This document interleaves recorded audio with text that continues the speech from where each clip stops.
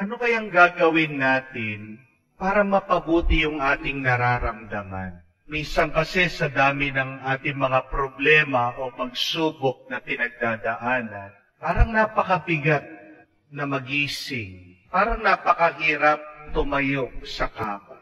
Parang napakasakit na magpatuloy sa ating buhay. How can we be consoled? Bigyan ko po kayo ng payo, no? Bigyan ko kayo ng technique kung paano mapapabuti o mapapasaya itong iyong nararamdaman na malungkot. What you should do is to think more negatively. Parang taliwas yun dun sa ating nararamdaman. Father, negative na nga yung aking nararamdaman. Pagkatapos sasabihin mo, think more negatively. Hindi po, ganito po yan. Kasi pag nakita mo na meron pang ibang mas malala, mas grabe na nararanasan sa iyo, marirealize mo, makikita mo, na napakaswerte mo pala. That not all of your experiences is not that all bad.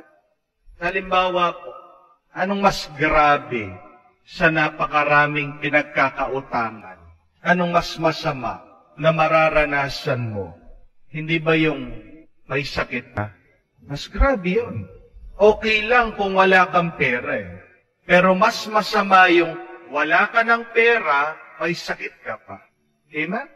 Ano po yung mas malala sa pagkakaroon ng sakit? Meron pang mas grabe doon.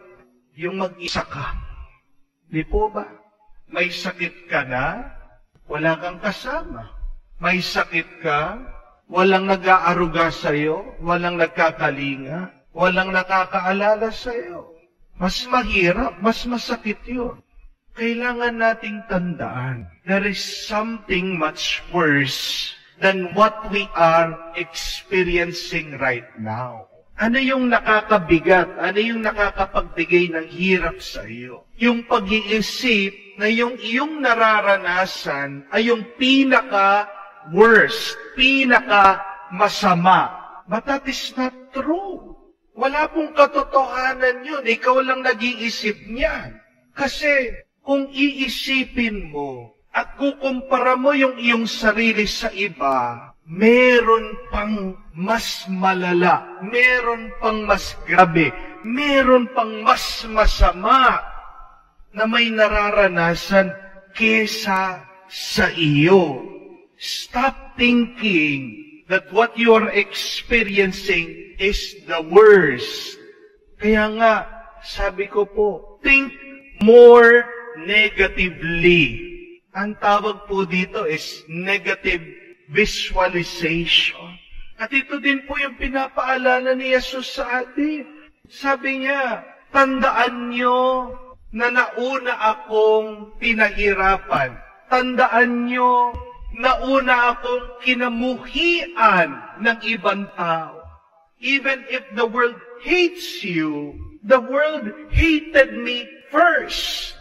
Pinapaalala ng ating Panginoon, sasaktan ka, nahihirapan ka, alalahanin mo, nauna akong nasaktan, nauna akong nahirapan, mas masakit pa, mas mahirap pa, diyan sa iyong nararanasan, diyan sa iyong nararamdaman. At pag naalala natin si Jesus, kung paano niya dinala itong lahat ng paghihirap at sakit, lulubag ang ating kalooban. Magkakaroon tayo ng kapayapaan. We will be consoled. At baka pa nga mapahiya tayo Kasi katakot-takot na sakit, hirap ang kanyang naranasan. Pero narinig po ba natin siya nagreklamo? Nakita po ba natin siya na sumuko?